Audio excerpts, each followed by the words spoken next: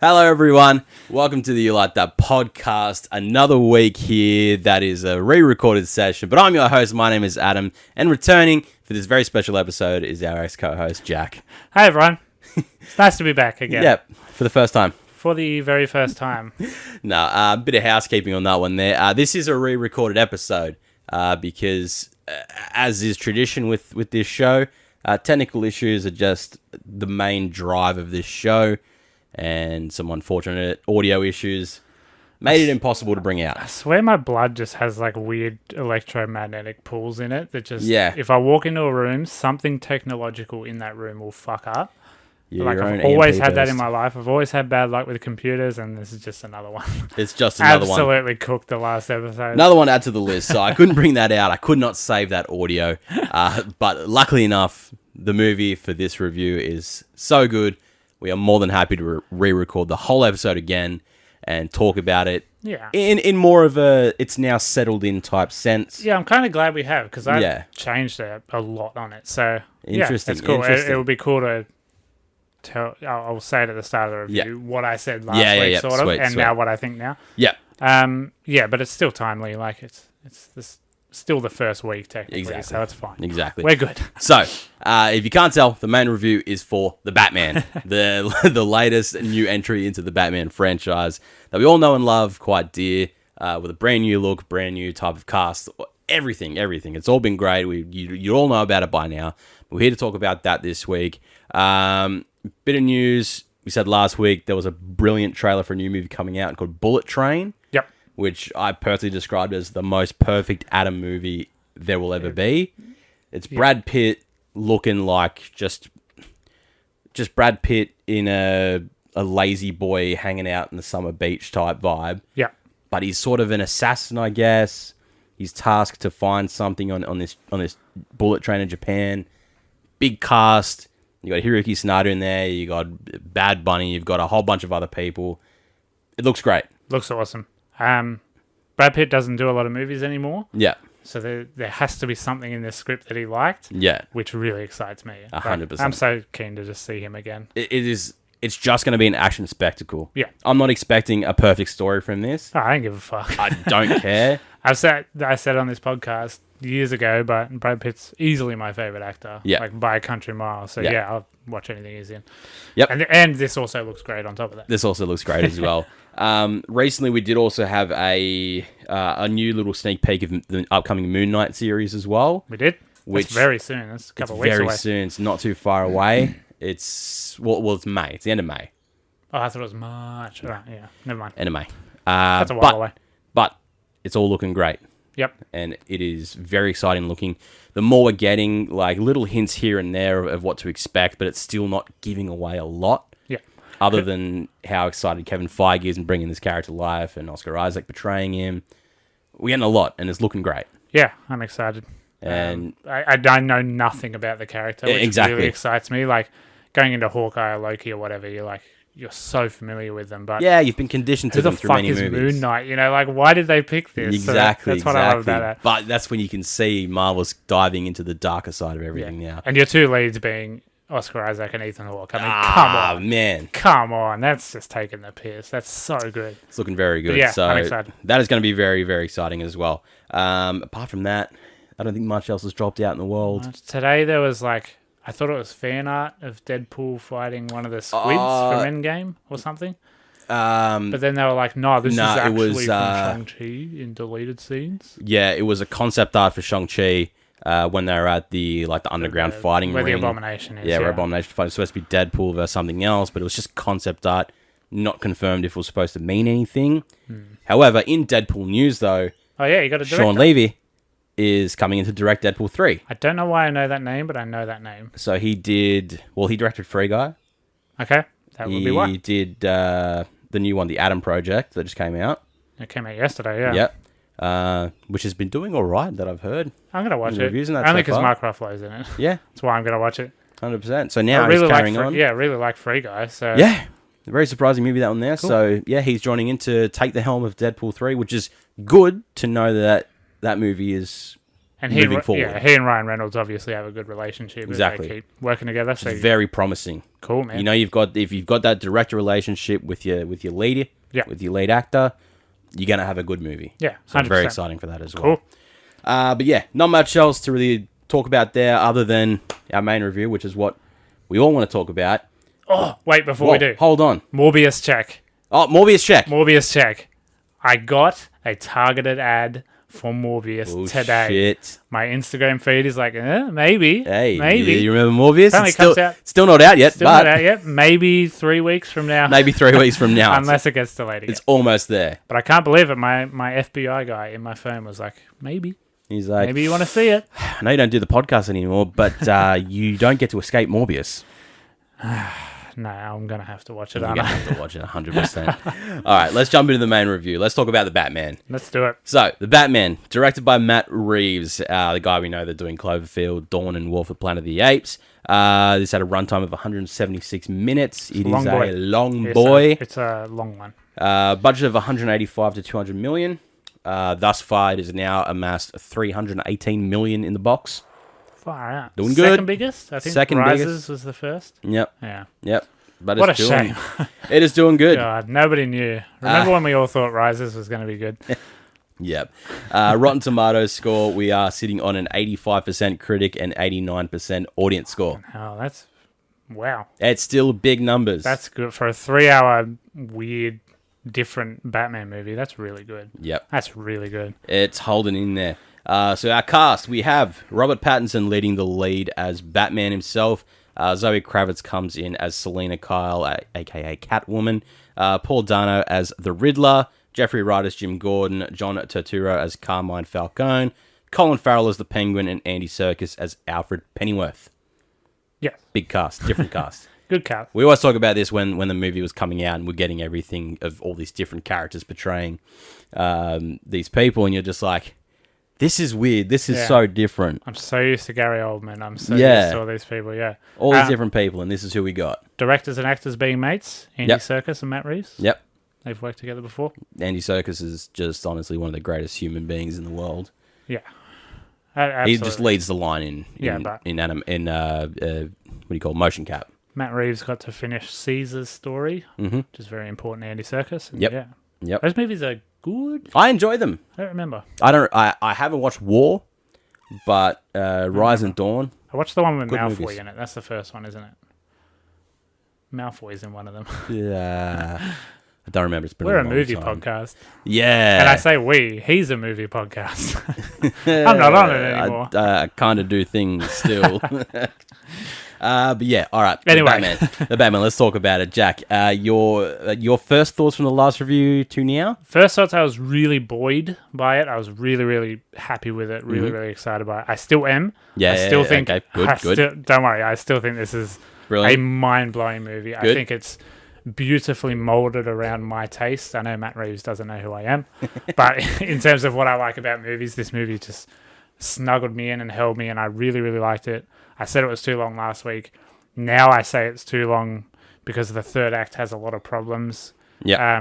Studio notes, I think. I don't think it'll ever come out, but I think it feels studio notey, which we'll get to, which I have to spoil, so we'll get to that later. Yeah. But yeah, it's just like, it's so different. It's so different. Like, you can't stress how unlike anything it is we've seen before. Yeah. And it's a Batman movie. Batman in a Batman suit for more than 80% of the movie, easily, being a detective. Yeah. Like, how good's that? Like, we've been fucking crying for that for so long. And they pull it off. It's not weird or awkward. It's horrendously dark and gritty and disgusting, like Gotham should be. And Gotham doesn't just look like another city with a bit of paint on it. It really feels lived in, and for a first movie, for Batman being so early in his career, you just get it because of the direction, and I think visually it thanks the visual style so much for that, because so much is, even in a 3-hour movie, so much is just shown, not told. But fuck me, this is a really good movie. Backed as well. First time I said it, I absolutely love this movie. It's a the perfect Batman movie. It's comfortably my favorite. Even this long, I'm still putting it. Robert Pattinson is my Batman now. Yep. He's my number one. I'm fine with that, yeah. Very comfortably, and it'll be very exciting to see him in a more Bruce Wayne role in possible futures, where maybe he explores the Bruce Wayne role a little bit further, because as you said, this is very Batman heavy because of the story that's being told in this movie. Everything... Most of my reactions are still the same from when we first talked about it. Little subtleties here and there where I go, okay, maybe, I changed that thought. Third act especially, after hearing a bunch of other reviews, digesting it and all that other thing, you go, okay. Took the fog off a little bit. And but still amazing, but definitely reasons to change certain perspectives on everything, but to possibly be for the better in the future anyway. Yes. But as you say, this movie is so different to any Batman. In the long list of Batman media that we've gotten through the last couple decades, this is the one that stands out as being one of different. The most rebooted characters. He's been through the ringer and recast. And exactly. Different directors, different Avengers teams. What's the word? Leagues. Yeah, leagues, I guess. Groups. Ensemble, thank you. Ensembles. Performances / casting. Second to none. It's one of the best cast movies you've ever seen. Every single character in this movie, every actor portrays that character perfectly to a T. Everyone is so memorable and just perfect. Anyone you're watching, you're not.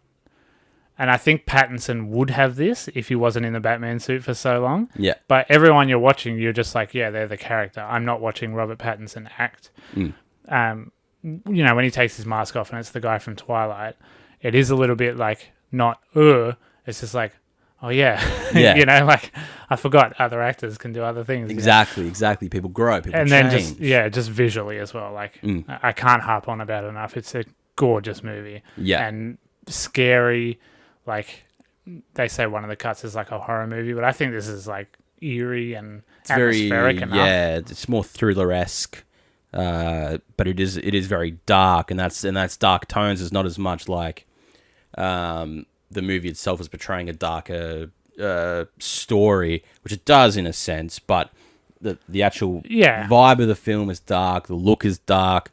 The whole filming aspect of being filmed digitally, but then they ran it back through an old type of filming editing to then rewash it again to give it the look that it got. Yeah. So we were talking last time about, did they do it on film? Did they do it digitally? Yeah. I was so convinced it was on film just because of how it looks. But that's cool. It was rewashed twice to get that look, which I guess sort of saves a bit in the production anyway, of just doing it all digitally. Yeah. Something like this maybe you got to do anyway. But it is a sensationally beautifully looking film for something that isn't bright and vibrant, and for how dark it is. It still looks incredible. And the big theme of the thing is he's not hiding in the shadows, he is the shadows. And they do a lot of Lee Whannell's film nothing trick. Just point a camera at somewhere vaguely, and then it's up to you to decide whether Batman's there or not. And they do that a few times, and it's just like, ooh, every time, And then when he finally does enter, it's so slow, and you're not sure until he's well into the light if what you're actually seeing is what you're seeing. You're hearing footsteps, and you're just like, you hear his big boots, yeah. And, it's just like long, drawn-out shots of nothing for him to enter on screen. They do it with the Batmobile later as well. They do it with the Riddler's entrance. It's just like... It's understated, but it's still just like swinging your dick in the wind. Just it's so cool, you know?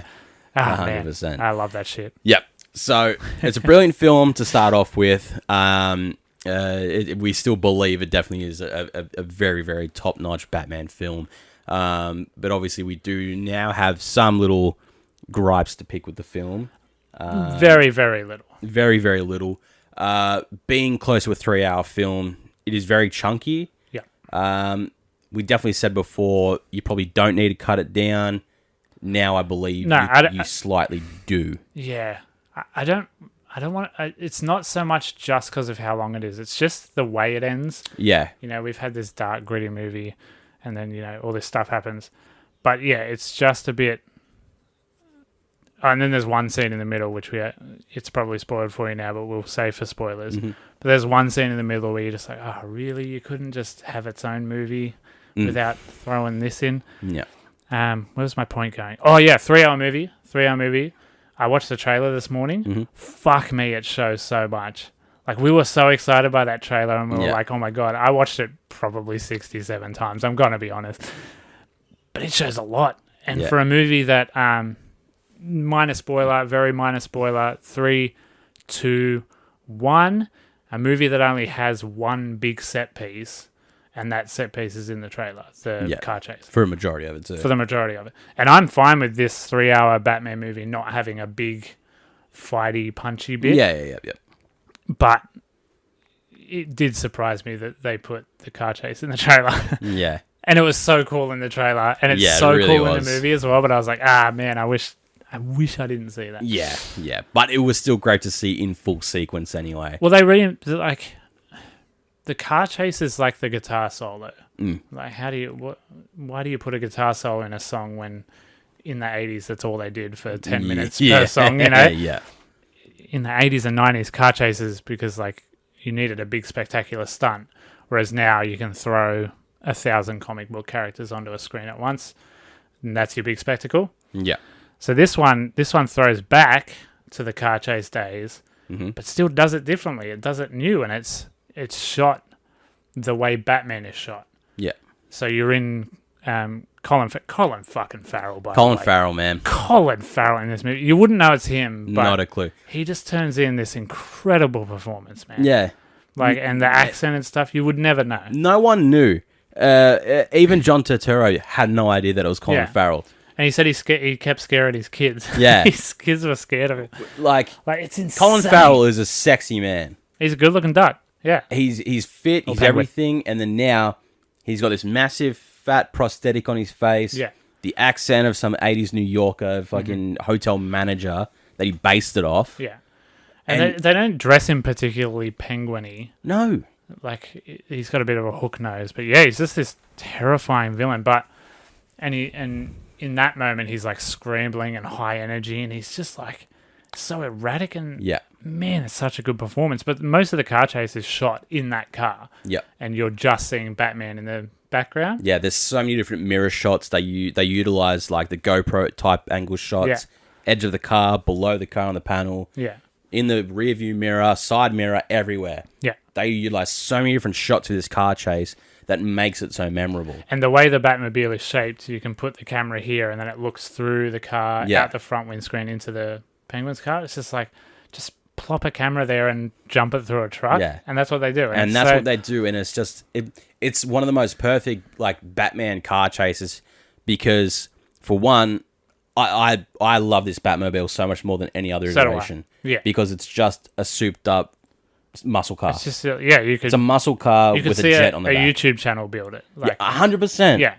and it makes it more. This is something Mythbusters would build. Yeah, 100%. And like this world is so gritty and real world and like understated, I guess. Yeah, and it just fits in nicely.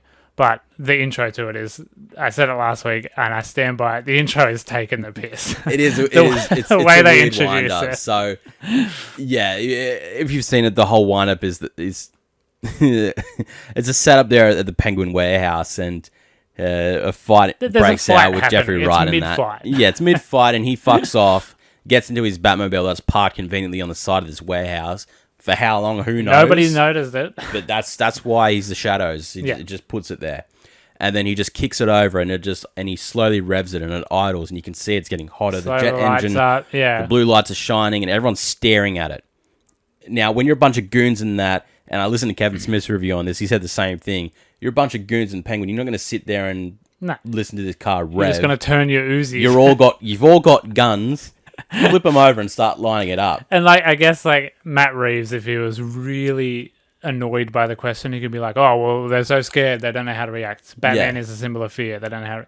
No. Yeah, and then you move to Penguin. Yeah, but you move to Penguin's face, staring at it with this disgusted stank look, and you're like, he's not scared of that right now. He doesn't give a shit. No, but then it's the whole he revs it, and then he drops the clutch and moves about 2 feet forward and then stops. Yeah. And I'm very confused about that. Did he stall, or is it just like a... Yeah, like did he stall, or is he like, I'm ready to go, you better be ready to go as well? It's such a humorless movie, which it would normally sound like a diss or an insult. Yeah. But it just fits with this narrative. There's no jokes. Yeah, you can't have comedy in this. There's no comedy. There's no... And I think he had to do that because you said it last week, the last time we saw the Riddler... He was in green pajamas and bright red hair, and it was Jim Carrey. You have to suck or anyone's idea of that out of their joy minds. has to be removed. There's no comedy in Batman anymore. No, and that's fine. Yeah. That fits in with this world. Like, and in the understatedness, like that car chase doesn't overstay its welcome. No. It's not long. There's a lot of crashing and, almost... what do they call them? Near misses or whatever. Yeah. And then the end is a big jump through fire, all practical, all real. However it lands is however it landed on the day. Yeah. And it kind of gets fucked up. They did need to cut that scene short by 2 seconds. Not at all. They did. No. It's just when the chase is done and he's walking through the flames towards the car. It's just the part when he leans down and moves his head under and says a penguin. Yeah. You just need to cut that. Okay. Have him walk to the car and you just see his boots at the window there and then cut that. Yeah, that's fair. You don't need him to bend down and then turn his cowled head into the car. It didn't strike fear. It just went, why did you do it like that? Now that you mentioned that, that's incredibly strange. Exactly. That was one of the things I thought about. I'm like, it was great, but that's they don't say anything, do they? It's imprinted in my head of him just bending down and slowly looking into the car where the camera is, and you're like, okay. Bro, why? Yeah, no, I'll pay that. But if you just cut that part, it's perfect. Yeah. 10 out of 10, 100%. But the first time Penguin and Batman meet, it's just like Batman in his suit sitting in Penguin's office. Yeah. Just having a chat. Yeah. I love that. It's full Detective Batman. Yeah, which Detective Batman in this is obviously the shine of this. So yes. The story focuses of him being in his second year of doing detective work as Batman. Yeah. Because he is a younger Bruce Wayne in this. But his relationship with Gordon is... His relationship with Gordon exists. We don't see that. It's established, and it's progressed a lot further than what it has in like Nolan's and everyone else's. He's allowed into crime scenes and stuff. Yeah, Gordon invites him into crime scenes. They work very close together. They may not completely trust each other in some aspects because, corrupt Gotham PD and whatnot else. Who do you trust? Who he is, yeah. Exactly right. But... it's him analysing crime scenes as well. Mm-hmm. And, all the rest of the Gotham PD are like, why is he here? And it's like, well, because you can't do your job. Pretty much, yeah. He just comes in and does it all for him. Yeah. But it's so sick to see that type of stuff as well. Like the bat signal's still out there. They still have a secret meeting place to do all this shit, as you would. Yeah. But their relationship is just... And it develops as well, even further than what has already been established in these 2 years that have gone. So... Jeffrey Wright as Jim Gordon is perfect. Awesome. It's such good casting. Like, I've been craving seeing more of him. Because he was in No Time to Die for 13 seconds. So. Yeah. He got his comeback and then ultimate demise very quickly. And he's got a face and a personality both in this movie and just in real life where you truly fucking believe he just wants to do the right thing. He is one of the only good cops. And you see towards the end, he's built a team of good cops. Yeah. Like, he's got some people behind him. And you believe that cops would be like, look to him as a mentor and want to be good and not corrupt. Yeah. Because the main story arc is corrupt politicians. Yeah, corrupt That's politicians. That's pretty much the main story. That's why the Riddler's pissed. The corruptness of Gotham as a city itself. Yeah. By everyone who's trying to run it is all on some sort of payroll. That's not for the good of the city. Nope. And no one wants to help the little ones. Even one Timothy Wayne. Shit bloke. But yeah, Jeffrey Wright's brilliant in this. Jeffrey Wright, very good. Zoe Kravitz gets her role as Selena Kyle, Catwoman. Yep. The more or less just cat burglar bar waitress. Yeah, but sort of more spy-y. Yeah. She can disguise herself. She has a big wardrobe of like disguises and stuff. Yeah. She's more I want to say discreet about anything than we've seen of just a Keown walking around in a latex rubber suit. She doesn't robbing look like a cat. jewels and diamonds and that. She's got a balaclava with about 80% cut out of it. Yeah, it shows most of practical. Her face. Pretty much all of her face, actually. Most of it. There's not a lot covered. And again, somehow there's ears conveniently popped in there. Always. Where that came, I don't know. Always. Went to some kawaii shop in the central of Gotham and went, you got anything with cat ears on it? But her motivations are extremely different to Batman's. Like hers is this little, not even petty, but just a little revenge plot, sort of. Hers is like a rescue mission, which turns to a revenge plot. Yeah. Sort of thing, and she doesn't really care about doing the right thing. Yeah, exactly. Yeah. But she's really good. She's really very good. Yeah. Zoe Kravitz is just cool. And she's got comedy chops too, but again, like they don't throw in any stupid jokes. Yeah, no, not in this at all. It's just, not even witty little ones. It's just sort of like that dry humor that doesn't make you bellow laughing, but then you also don't have to dwell on it or think that it's like a throwaway comedy line to try and get that little bit of comedy factor in a movie. But it's just there as a character persona. The trailer really made me think they would be together like the whole movie, and like their motivations would be much more intertwined, but they're really not. They're just kind of there. She disappears. They just exist in the same city. She disappears halfway through the movie. Yeah. Comes back an hour later. Back a bit later. And then they team up and do their stuff, but ultimately it's not this isn't as much a team-up movie with any other character other than Batman and Gordon. Yeah. It's really, they're the team. They're the focus. Until the third act rolls around and then Kyle comes back in and she's then part of the team. And there's no, like, overt sexuality, like, brushed onto it. Like, the last time we saw Catwoman and Batman was Forever, I think, when it was... No, it was before that. The one before that was Michelle Pfeiffer and old mate Michael Keaton. Yeah. And the sexuality, like, back then was just painted on. So perfectly written by a man. And that's exactly why she was in it. A filthy man in a tux, smoking 30 cigars in his little cramped apartment. Whereas this is just like, oh no, there's two skilled people working in the same city at the same time for different reasons. Yeah. But they can use each other here and there. Yeah. And I really like that. Yeah. And then the main focus villain of this movie is one Paul Dano as the Riddler. Just the best. The Riddler that we have not seen before. But yes, he is phenomenal. Even in Arkham, which is like gritty and scary, he was still like crazy over the top, and he's just so subtle in this, in the scariest way. And like he gets his moments of just getting to go off on one, and like he's making a video or a phone call or whatever, and you can tell like Paul Dano is just putting everything into it. Yeah, and he is so good. He worked really hard to get this character down. God. The character study itself, as we explained, the costume is very Zodiac killer. Yeah, even in the personality of the Riddler in this, with the decoding of the ciphers. But then I made the put through as well that it's Zodiac meets Jigsaw. Yeah. Because he utilizes death traps in this movie. It's very sore. Especially one of the traps, there's a bomb in the neck. And you're so like, it's a holy neck shit. bomb. Like, that goes off as well. And like clanking metal and stuff. I was just like, oh my God. You made the joke last week and said, this is the best Saw movie we've had in 10 years. It really is. It's what Spiral should have been. Yeah, basically.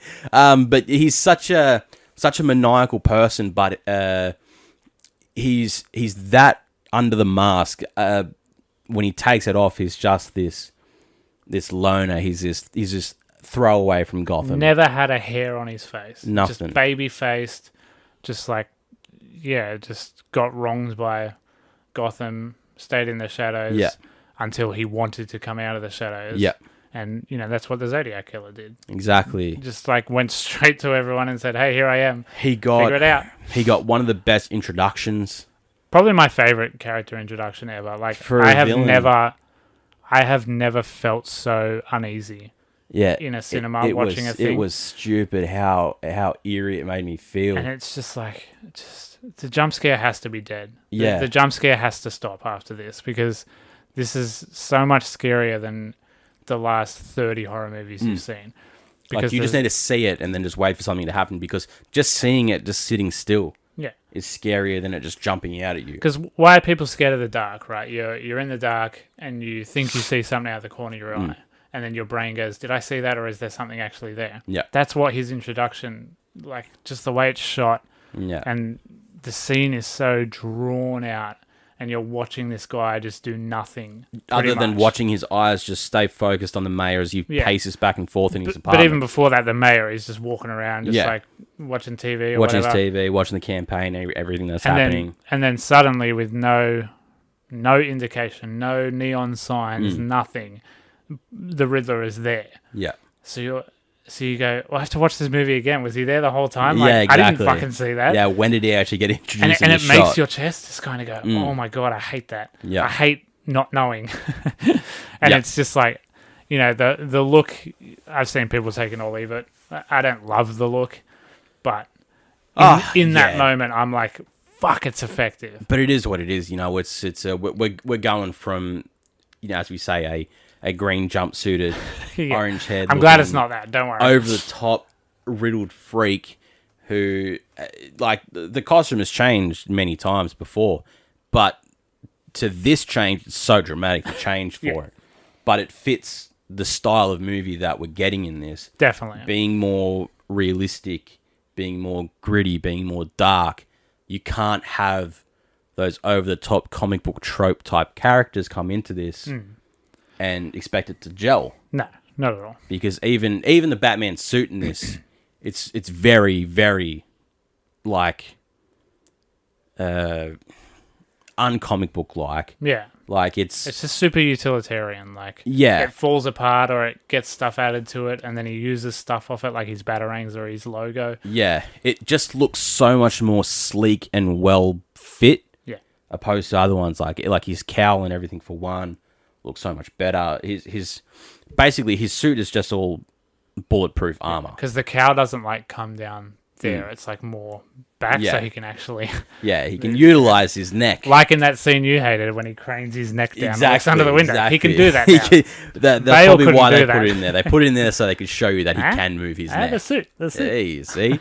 But yeah, Paul Dano's just complete role in this is just so ridiculously fun and eerie and dark and everything else. And then once it gets to the unmasking scene and it reveals who the Riddler actually is, and you have this baby-faced looking guy, because he's got a very deep, brooding voice. Yeah. It's very, and he's very big. dark. He's a big man. Paul Dano's a very tall man. Yeah, he's not short. He's not stumpy. But he's just got a baby face. Yeah. And you see him there, and he's like smiling when he sees the Batman, because he thinks like his biggest fan. like he's won everything that he wants, and you just go, "What the fuck?" This is just dark, and it's so good. It's just a brilliant performance. I want to see so much more of him. Me too. Because like as much as he's the main villain in this movie, there's still not a lot of him in it, because as it is, it's a lot of video messages. Yeah. There are always a few steps behind him and stuff. Yeah, it's not really until they catch him is when you get some more confrontational scenes. Before that, it's just all the little small live vignettes, everything else like that. But yeah, he's definitely the star performance for me. Yeah, all right. Apart from Pattinson, because obviously that's the main thing. Obviously, it's Robert Pattinson as Batman. That's always going to be the takeaway from this film. But outside of that, it's Paul Dano in this film. Paul Dano is definitely my favourite part. Without a doubt. Should we do a little bit of spoilers? Yeah. Talk more about him? Yep. Let's just spoil the rest of it, how it ends, and where the future's going to lie for the Batman. Robert Pattinson's very good. Yeah. Yes, I agree. Yeah. But Paul Dano's still my favourite. Exactly. So yeah, we're going to jump into the spoils of this movie now. If you haven't seen it yet, which you definitely should have, stop now. Don't listen any further, unless this episode fucks up again, we have to re-record it, then you might be lucky. It's looking good so far. So come back if you want to go see it and then listen to what we have to say about it. 3, 2, 1. We're in the spoiler zone of Gotham. Yeah.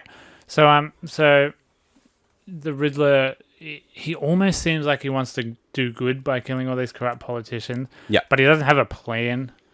No. For once they're all gone. Like he sort of just thinks the corruption will stop, and you're like, yeah.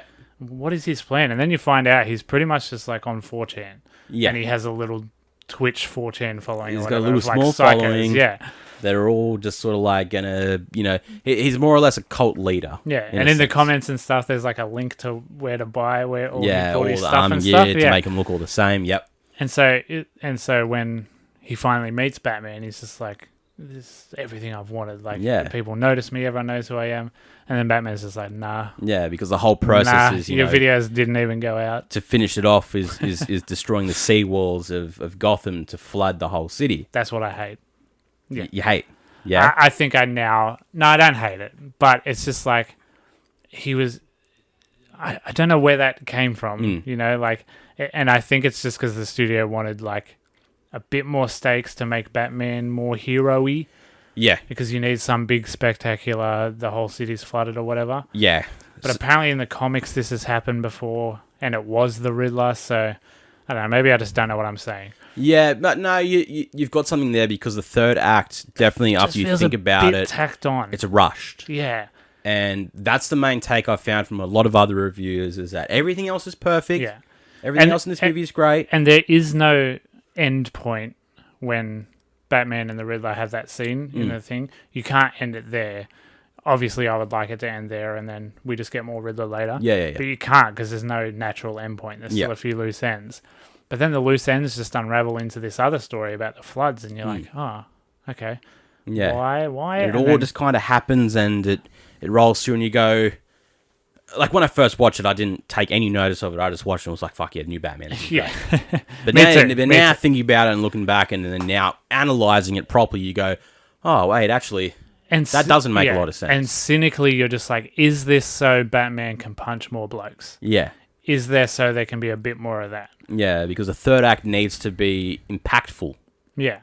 It's got to leave itself on something where, that's where people want to remember the most from. Is how does this movie end? And from a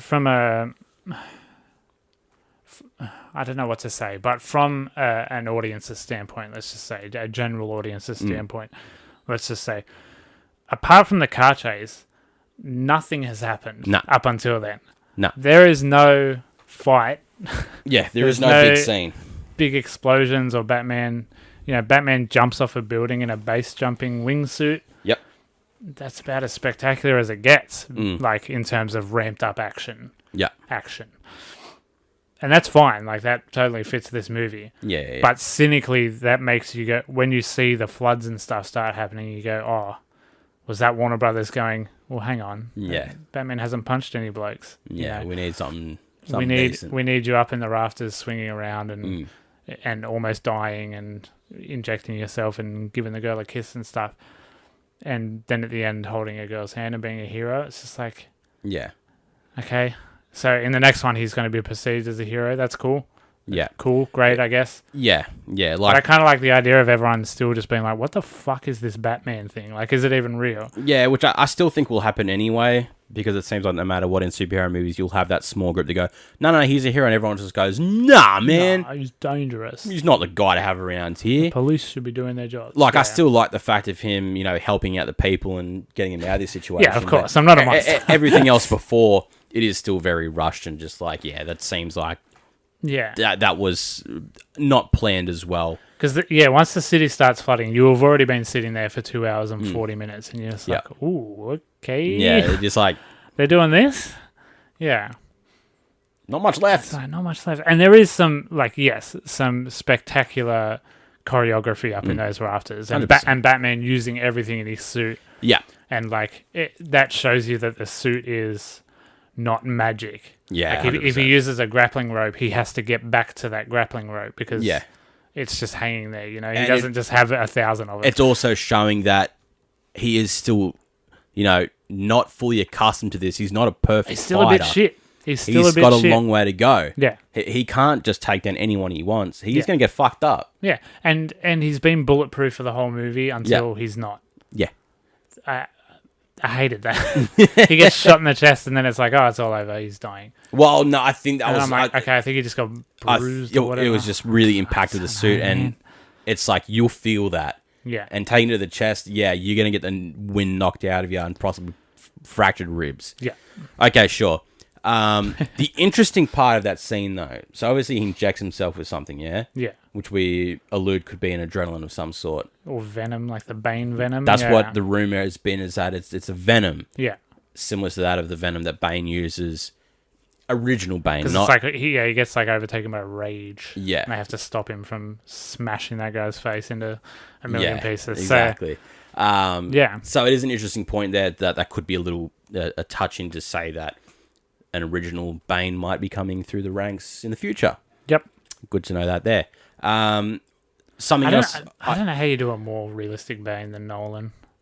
Yeah, I know. That was as realistic as it gets. Yeah, because it will be interesting if they throw to the original looking masked Mexican wrestler Luchador, Bane. yeah. I guess you could have like Mickey Rourke in the wrestler, like a washed up wrestler or something with a bit of a muff. It can work. Seeing what they've done with this, they can make it work. Hanging on to a dream, and the venom is like heroin, and it's a epidemic or whatever. You could do something like that, sure. Something's there. Matt Reeves, call me. I got some notes. One other little thing that after this I found to not like. So Andy Serkis as Alfred is great. He's a great Alfred, 100%. Yeah, when he's there. When he's there. I don't like their relationship. Nah, it doesn't add up. How he treats him like a dick the whole time. Batman treating Alfred like a dick. When Alfred barely says two fucking words. Alfred has been his dad Yeah. basically since his parents passed away. He has been, yeah. And he just wants to be an absolute douchebag to him. Yeah. And Alfred's just like, whatever. And Alfred's doing the cipher for him. Alfred's doing all the work. Yeah, he still just doesn't. He's just like, well, I took the liberty of doing this for you because you're a fucking douchebag. Yeah. Here you go. Yeah, and I think that's just a victim of not seeing a lot of Bruce Wayne. Yeah. Like, you can't have your cake and eat it too. So I can't complain too much about that because I've been saying how much Batman is in it and how much I love that. Yeah, like I'm sure that is the reasoning there because he so much just wants to be Batman. Yeah. He doesn't want to be a Wayne. He doesn't want to do these outings. Yeah. He doesn't care if he loses his riches. As long as he's Batman and trying to make a difference, that's all that he wants. Yeah. And because Alfred's the one being like, I have to look after the accounting and everything else because you don't. Yeah. He's got to be that sort of like step up figure to be like, hey, you better do something or you'll lose it. I don't care. But even in the reconciliation scene, like Bruce Wayne still doesn't say a lot. Like, no. It's implied he's like, no, you were my father and you did a good job. And they sort of hold hands a little bit. Yeah, but Bruce Wayne still like doesn't say much. Even the start of that, when you're sitting next to him, because he's just taken the bomb to the face, and that's when Bruce has found out all the information about his parents and that, and how shit they might have been. Yeah. And the first thing that he says to Alfred when he wakes up is, "You lied to me." Yeah, daddy issues. Not, "Hey, are you okay?" or anything else. It's just, nice "You lied to me." Yeah.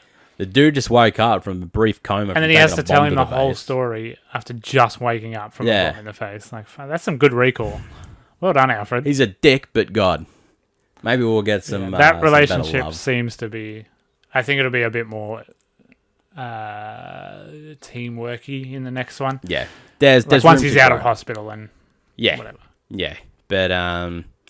Because you wouldn't put Andy Serkis in that role and have him... be in it for 8 minutes of a 3-hour movie. No. Surely not. Surely not. There'll be more to show.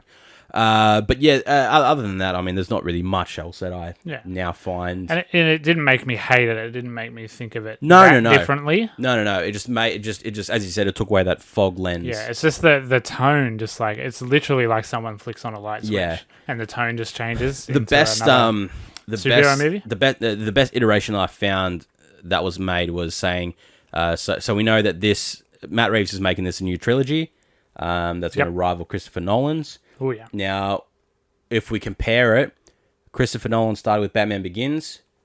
Okay, Batman, not great, had room to improve, yeah? Yeah. That's the main consensus of Batman Begins. Yeah. Is we got the introduction, we knew what could be done better. After that, we get The Dark Knight, it's best Batman. Perfect Batman. That's what some people are saying about this. Okay. This Batman is really good and different. It has those issues where it could take the same step as Batman Begins, and it's going to make up for something really big in the next one. I hope so. And then probably falter. And honestly, like, I'm confident Yeah. in this team and this cast and everyone behind it. Like, Matt Reeves really gives a shit. Yeah. And in all the post-interview stuff, he really cares. And even Pattinson, just like, he just knows about the Court of Owls and stuff. Like, yeah, it's a huge comic run, and pretty popular, but it just seems like he actually looked it up and had a go. He did his study, and I just like that he definitely proved a vast majority of the people wrong. Yes, I love that. When the announcement came out that Robert Pattinson is going to be Batman. Yep. And a lot of people, including myself, I was skeptical because I was like, I know he's good now, like in his indie roles that he's done, but Batman, it's a big stretch for Batman. Big boots to fill, literally big. And filled it. Yeah, and he doesn't filled it perfect. He didn't get stupidly beefed up. There's not a lot of gratuitous shirtless shots. He got fit when he needed to. Very fit, yeah. But it's the suit. Yeah. It's the suit that's imposing and loud and heavy. Yeah. The suit is the beef. Yeah, there's just a fit guy underneath it. Yeah. And a fit young guy underneath it. Yeah. But either way, it was just a great film. And leading us off into the future now, where the ending of this film, obviously the Riddler is in jail, looking upon the news report of Batman saving people and saying that the limelight has been taken away from him. Yeah. He's now going to be left for the dogs in Arkham Asylum more than anything. Yeah. And then he has a chat with another prisoner and a couple cells over. Yeah. One that was leaked way too long ago that... So long ago. unfortunately, Mr. Barry Keown could not control anyway. Nah. It got sprung on him. Man, I don't think he realised that Christmas the leak must have happened. been awkward in that household. Because I saw because it was at a convention, and I think it was for the Eternals previews and that. And someone asked about him getting cast as Joker. And I don't think he was prepared to know that anyone had known about this yet. Yeah, right. So it was probably the first time he got put on the spot, and his face was just... Yeah. It's hard to...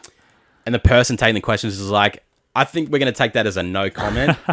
And then the person tries to ask it again, and she's just like, no, we're going to take it as a no comment now. Yeah. So Barry Keown is cast as the Joker that we believe in this scene. He's silhouetted behind the prison cell door, but he's giving his speech to the Riddler, sort of enlisting him in a team up more than anything to say, hey, we're all kind of crazy and this, that, and the other. Yeah. We're leading into what the future of Batman's going to hold. And, of course, the Joker has to be a part of this. Yeah, of but course. It's not confirmed that is actually what's going to happen in the sequel to this movie. Yeah. Matt Reeves is just like, we're just putting it out there. Yeah, Reeves has just said, we've just laid a foundation there to say that, evil is brewing in Gotham. Yeah. It's not completely established yet, but there is now that room to grow.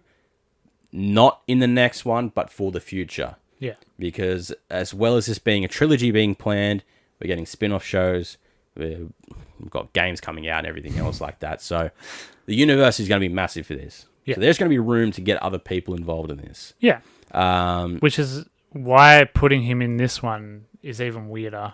Yeah. I think. That scene is really weird. Yeah. Like, within the context of this movie, because it's just like, I know I'm asking for my cake and eating it too in this respect as well. By going, fuck yes, no origins with Batman. We don't see the origin. We don't see him, like, buddying up with Gordon. They're just already there and happening. Yeah. And then the Joker comes on screen. You're just like, oh, okay, it's the Joker again. Yeah. But who the fuck is he? And he just starts spouting all this nonsense. And you're like, okay, how far into being the Joker is he? Yeah. Like, what has he done? Why is he in Arkham already? How established is he? And I was just like, it just makes you ask 1,000 questions for no real reason. Like, we all know who the fucking Joker is. Yeah, and but obviously we get many different iterations. That's what I've mostly been stewing on this week, is that scene. And I just bothered me a lot, I think, that scene. But I think I'm excited by Barry Keown, whatever his fucking last name is. I'm excited by him, and I'm excited to see a new Joker. Yeah. Maybe a different look, hopefully. Yeah. Do something different. Look, either way, our last Joker was Jared Leto. Yeah. So we know we're getting a bonus and a much better look anyway, automatically. Yes. That's a given. Yeah. But yeah, the future is there. And in terms of like spin-offs and that, so we originally were supposed to get a Gotham PD inspired spin-off, which has now apparently been shelved. As we're now going to get a more Arkham Asylum type show. Yeah, I wonder what happened there. Yeah, I guess... Because this one's pretty cop-heavy already. Yeah. So I think they might have gone, I don't know if people want more of that, even in a TV-based setting. Yeah, and same thing, Jeffrey Wright also said he wasn't sure if he was signed on to do that anyway. Not a great sign. But in the early talks, they were not saying that it was going to be based on him anyway. He might have shown up. Batman might have shown up. Not confirmed. So maybe they just thought about it and how this movie's been received and went, people are picking up more over here, so maybe we should focus more Arkham-wise because we mentioned the Arkhams and the Waynes. This is probably a better bridge to build on here. But the Penguin TV show has been confirmed and greenlit. Thank God. Perfectly. Colin Farrell to return and show the rise of Penguin. That's going to be so good. In the mob world. Yeah. So it's not going to be like I'm not banking on it being on a superhero-based heavy DC show. This is going to be like a modern-day Sopranos, I guess. Yeah. Which I'm very excited for because Colin Farrell, as we said, he's ridiculous. He's ridiculous in this role. So good. The last little thing, obviously, is the after credits scene of the movie, which it's nothing major because it was put out on Twitter and everything anyway. The website used in the film, radaalada.com, which was the little cipher page that Batman would communicate with the Riddler to answer some riddles. Excuse me. That came out when the movie was released as well, where you could also answer 3 Riddler questions. You'd be rewarded with the full video of Thomas Wayne's mayoral speech. After the movie came out, it then changed. You go onto that website now, and it would give a whole bunch of IP addresses and everything else. That every IP address was a different Batman comic release, different issues. Mm-hmm. And then you would click for a reward where it would give you a little prompt button saying click for a reward, and then there was a loading bar with a percentage. Now, you click that reward, it came up with a ciphered text, which people had translated to, you think I'm finished, but perhaps you don't know the full truth. Every ending is a new beginning. Something is coming. So that was what prompted everyone to go, ooh, the future is sort of greenlit in a way. Yep. Something's going to happen soon. Yep. The loading bar would update every hour or so to another percent. Yep. So it was like it was counting down to something. So now the one good thing... Oh, God, it's changed again since we just did this before the episode. Spooky. Wow, okay. Well, so it did... We looked at this before we recorded because obviously it's changed since our last recording.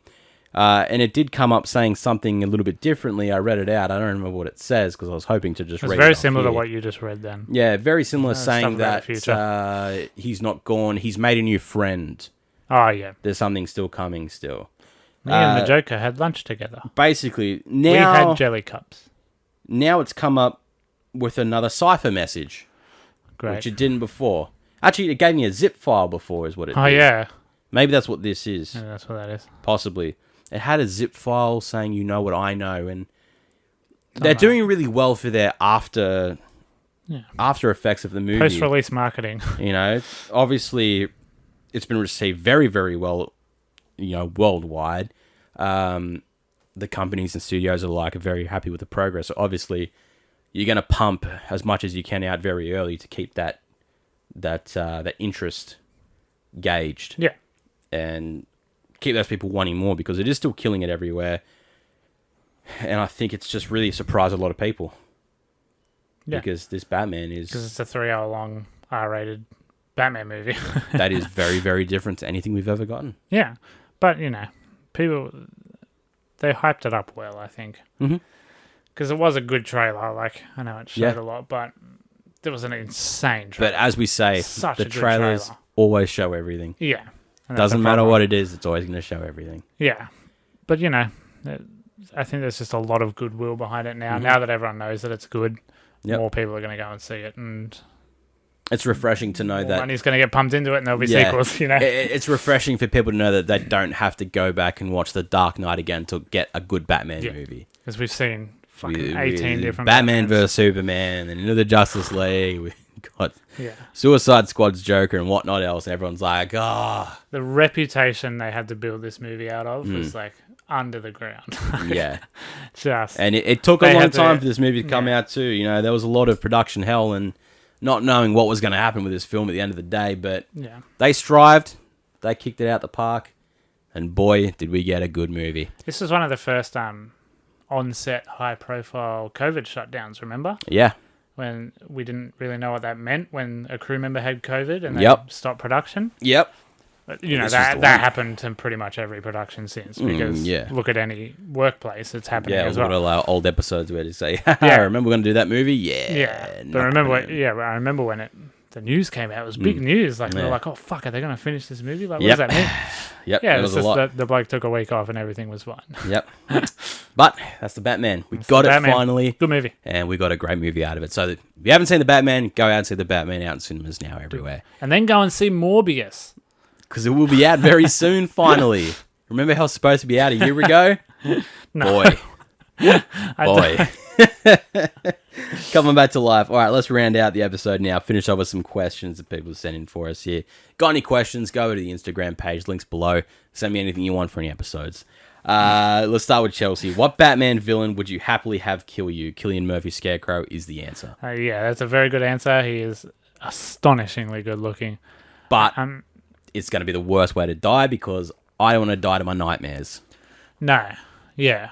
I'm not. It's like sleep paralysis. Like, I'm happy seeing Cillian Murphy as my last scene before I die, but knowing that that's then followed up by my worst nightmare. Batman with worms coming out of his mouth or whatever. Yeah. I think Bane could just crush my chest in one hit and I'd die on the spot. Yeah. I'd be okay with that. Yeah, that would be fine. Assassination from Ra's al Ghul would be fine as well. That'd be quick. Yeah. And you wouldn't even hear him. Yeah, wouldn't even know. It's been done. And you're like, is that fucking Liam Neeson? Yeah, pretty much. Yeah, I'm going to go Ra's al Ghul. Which Batman movie is the best and why is it Lego Batman? It's still The Dark Knight for me, personally. Yep. I can't explain why I love The Dark Knight so much. It just feels like total once in a lifetime, total electricity, literal magic. Like, I don't... Like, obviously I know why it's a good movie, but I don't know why it's such a good movie. Yeah. I still, even after processing out everything else, this Batman is my favorite Batman. This is knocking on the door for me, I reckon. But as I'm saying that, like, The Dark Knight is also edging, of course.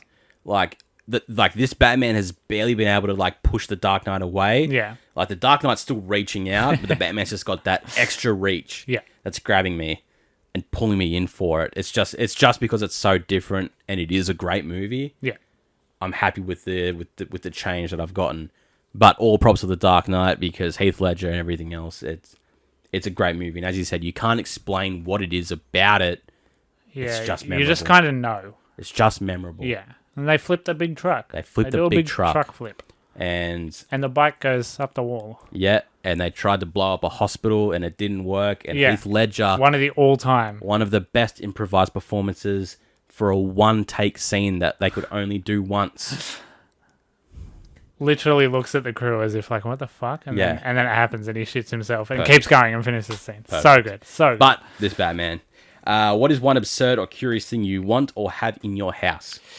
I don't have a lot of absurd or curious things. I don't have a lot of stuff at all. But I was thinking about this throughout the week. You know, you've seen Midsommar, right? Yes. You know when they turn Will Poulter into a sack boy in the wheelbarrow? I want that. I want that. I don't know why. I just want it in my house. Like, how terrifying. Like, it's such a horrific image. But it's so creative that I kind of want it in my house. Because I thought maybe the Jesus statue at the end of Hereditary with the girl's head on it. Yeah. But then I was like, that movie is actually too traumatic for me. Fair. I don't want anything to do with it anymore. Yeah, like, I don't have anything like that around my house already because, like, I'm just a collector as it is. So for me, it's all brilliant stuff. I like collecting things, but nothing is, like, out of the ordinary or just weird. It's just collectible items. Yeah. But going on to your thing of, like, having something from a movie, I want a 1-to-1 scale bust of what's his name? It's from Kevin Smith's movie Tusk. Oh yeah, okay. Justin Long. Yeah. When Justin Long is transformed into a walrus. Right. Okay. I want his bust as a 1-to-1 scale. Yeah. Just like on the bookshelf out in the hallway there. Just so when people walk up the stairs, that's what they're graded by. I think that'd be great. I like that. It's absurd like at its finest. Brooke, how's life been without Adam Jack? Yeah, good. I mean, you didn't go away, did you? We still talk and see each other. Like, it's not that different. I would love to say I went off and achieved all these things and started my own podcast and, achieved a lot. All I did the whole time was get COVID. Yeah. That's the only thing I achieved. I had COVID for a week. This was the worst week of my life. Yep. And then I just kept going to work. You would have been close to giving it to me. It was pretty close. Small window. Asked to have a game time that night, weren't feeling it, said no, unfortunately not tonight.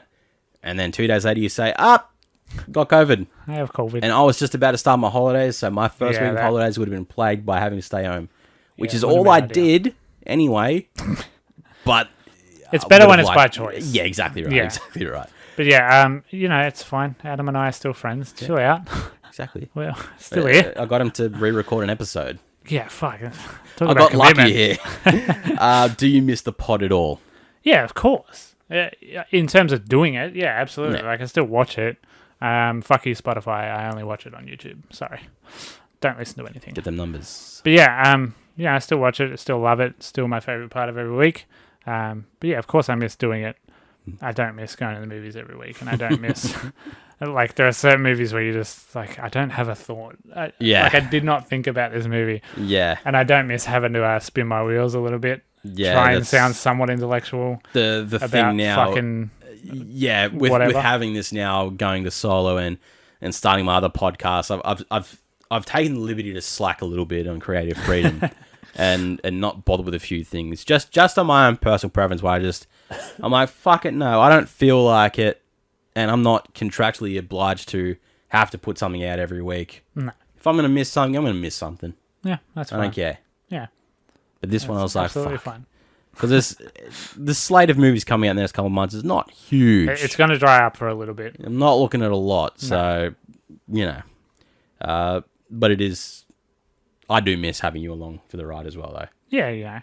Because solo episodes suck. Isaac, what is the best animated food you've wanted to try?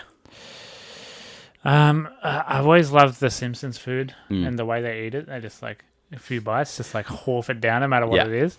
But yeah, Simpsons burgers particularly. A Krusty Burger just looks so fucking gross, but also just so Their good. ribwich looked really good too. The ribwich looks so good. And just like steamed hams. and the one in particular, I said it last week, was when Marge is glazing the ham. Yeah. And she puts like the welding goggles on. Nuclear waste, I love a glazed ham, so fucking that's it. I'm a big Studio Ghibli fan of the animated. Yeah, everyone on Tumblr knows Studio Ghibli, Spirited Away. That's huge. All that. Any food in that, because... Little rice cake thing. Asian culture in their anime, they just take... They take the next level to make sure that their food scenes are their best scenes in their anime. It's like tourism almost. Yeah, 100%. But it's true though. You go on YouTube and you see how many people have like replicated anime foods in that. Yeah. Ridiculous. Yep. And they always look delicious. Hell yeah. So I want that.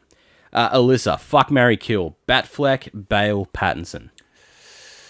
I would kill Bale because he is notoriously one of the shittest blokes in Hollywood.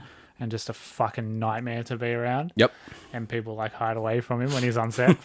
I guess I would marry Batfleck and try and cheer him up a bit. Just he's doing much better now. Yeah. He is doing much better now. But I think, he just seems very stable now. I think I could look after him. And I'm extremely attracted to Robert Pattinson, so I would fuck the shit out of him. The same, but change around. I'd marry Pattinson and I'd just fuck Batfleck. Yeah, that's fair. I don't want to wait for the relapse to happen. That's horrible. Such a horrible thing to say. I love Ben Affleck. He's not going to hear great this. Actor. Don't worry. He's not going to hear this. Given the chance to meet him, I'll suck his dick. I don't care. I'll do it. But okay, I won't commit to him. Yeah, that's fair. Can't commit to him. That's fine. And I'd love to just wake up to Pattinson every day. Yeah. That'd be a treat. Not just once, not after one night. Okay. I see that. Fuck, marry, kill. Keaton, Kilmer, Clooney. Marry Keaton. Because he started in stand-up and I would just ask a bunch of questions about stand-up and he's just very funny and just the sweetest old man now. I guess I would fuck Clooney because he's George Clooney. Like, you would, wouldn't you? You wouldn't kick him out of bed for leaving crumbs. No. And then I guess I would kill Val Kilmer because he was in Batman Forever. Yeah, a movie I love. I'd kill Kilmer, but I would fuck Keaton. Okay. Because I feel like he would just be a freak in the sheets. Yeah. For a one-nighter. Yeah. And then marry Clooney because he's living on that Nespresso money. That coffee money, baby. You'd always have good coffee. You would get into coffee. Exactly. As I said, even if you're not a coffee person, you would get into coffee. The Nespresso testing lab is underneath his house. That's where they do all the testing for all the new product. Imagine that. Imagine me like, I'm going into the office. By the way, it's George Clooney's house. That's insane. It'd be brilliant, and that's what that'd you'd be want. awesome. Yeah, that'd rock. You wake up to fresh coffee every night. It would smell so good. Fresh pots. It would smell so good all the time. Yep. Who's been your top 3 Batman? Pattinson's the best Batman, I think, now. Pattinson 1, because he's just Batman and he's a detective. Yep. And he's really good. 2. Oh, God. It would have to be Bale, I guess. I would say. I'd say as well. I'd follow you. I'd say Bale. But the real answer is Kevin Conroy, of course. We all know that. Yeah. It's obviously Kevin Conroy. I also agree. But if we're talking movies, probably Keaton again. Yeah. I really love that first Batman movie. Like, it's so weird, but it's so good, man. Yeah. I still need to watch his one because I have not seen his version. Yeah. And I'm very excited to see that version before The Flash comes out. It's very dated. It'll be very interesting. Yeah. But it's very good. As everything has been. Who was the best character of the movie? Best character of the movie? Ooh, it's a good question. Paul Dano was the best actor, you know. It was definitely the shining but point. I think the best character, the one that whoever he was on screen, I was like, ooh, yeah, I want to know more about this. It was probably the Penguin. Because I really just want to know why he has the respect. Because he seems like a bit of a sniveling weasel. Yeah, he's definitely a bit of a rat. Yeah, and and he doesn't step out of his zone until what's his name? It's not Corleone. That's the Godfather. Falcone is in handcuffs, and then he finally speaks up to him, sort of, and he's like, he's still kind of like, "Oh, you might jump out of the handcuffs and bash me." Yeah. And I just want to know so much more about him. So I think the best character was Penguin for sure. Yeah. But the best actor, the best performance was Dano. 100%. For me? 100%. When are you inviting me over for another games night? Well, lo and behold, as of this time of recording, I can hear your voice literally right now. You're downstairs. You are downstairs right now. So probably tonight. Fucking check that one off the list. If you had to yell a character from a movie as loud as you can every time you came, who would it be? I made you laugh with this last week, but I don't remember what I said. I know, and I can't remember. I got a good laugh out of you. I said something as well that was brilliant because I wanted to have like just a memorable name to just yell. Yeah, you want a cool name. I don't remember. I don't remember what I said and either. I don't have a funny answer and now. It was something silly. Oh, no. I can only be funny once, legally. Oh, yeah, whatever. Shit. Yeah. Fuck, I don't care. Insert lost audio here of that missing audio. It's just me. It's all blown out and blows out the fucking speakers. Yeah, I don't know. I don't. I got one for you. Okay. Logan! But it has to be in the Patrick Stewart voice. It's Patrick Stewart's voice, but you're saying Logan's name. Logan! Logan! Oh, Logan, fucking hell. Logan. Alright, last one. It's so fun to say. Like, if you're listening at home, just say Logan in the Patrick Stewart voice right now. I guarantee you've just heard us say Logan. We did a whole extra that was just us doing that the whole time. I don't think we talked about the movie once. I don't remember the movie at all. I just remember going, Logan. Logan. If you were Batman for a night, what would you do? I would open up his banking app on his little phone and I would put my details into it and transfer myself billions of dollars. Yep. God knows he doesn't care about it anyway. Yeah, I wouldn't want to like go for a fly or anything. I'm fucking scared of heights. I'd take the Batmobile out for a good spin. I'm not good at punching. I guess I could just go for a drive. Yeah. See what I can do. I'd throw the Batarang at some some watermelons and that. I'd just line up a couple of watermelons and just probably go and try and plant one on Zoe Kravitz. Yeah. He gets a couple of smooches in this, so I wouldn't mind making out with her. Give Alfred a hug. Yeah. It's like, you're a great dad. Yeah. You were my dad. Yeah. Because if he's seeing me as Bruce Wayne, I'd be like, you're a fucking great dad. Yeah. You were my dad. Yeah. Look at me now. Look at me now. Look at me now. It's because of you. I'm kind of fine. I'm not too troubled. I'm still vengeance, but it is what it is. Yep. That's it. Questions done. That is this episode. We'll see you next week for the same episode when this one fucks up. Hopefully done. We've looked good this whole time. I shouldn't make jokes until I know that it's fine. Exactly right. I'll give it to us, though. We've pretty much done the same time frame as the last episode. Almost spot on. So I give that kudos to us. And I feel like the review was better. It was a bit less emotional, reactive. Yeah, definitely. More it was all settled in. We know more about it, and we got a better understanding of the film. Correct. Which is, it's a great fucking film, and you should go see it. Fucking good movie. So, thanks for joining us here on the You Like That podcast. If you want to find us anywhere, by that being me or Jack, links in the description below. Link tree is there. Anywhere on the socials. Available there. Rate the show on Spotify. Give it 5 stars, no less, because why would you do that? On the YouTube. Share. Subscribe is the important thing. Very important. And then just like it, because you don't check your liked videos anyway, so just chuck me in there. You're already there. Yeah, just chuck it there. Another podcast is called Left on the Bench with my boy Jacob. It's a soccer podcast. We do everything about the Premier League and the Champions League so far. It's a good little banter sesh. If you are a Man United fan, don't come in because our first 5 episodes, we've given you nothing but hell. There was I went to Target yesterday, and there was this huge Manchester United stadium Lego set. Yeah. And I was like, fuck, it'd be pretty funny to buy it for you and Jacob. But it was like $500 or something. It's an expensive That's set. A very expensive joke. Yeah, it looks cool in that, but fucking expensive. And you don't do a YouTube for it, so what's the fucking point? Exactly right. It's not a funny set. That one is all audio only. So yeah, which I'm so glad I didn't do that. Upgrade's still there. I see it.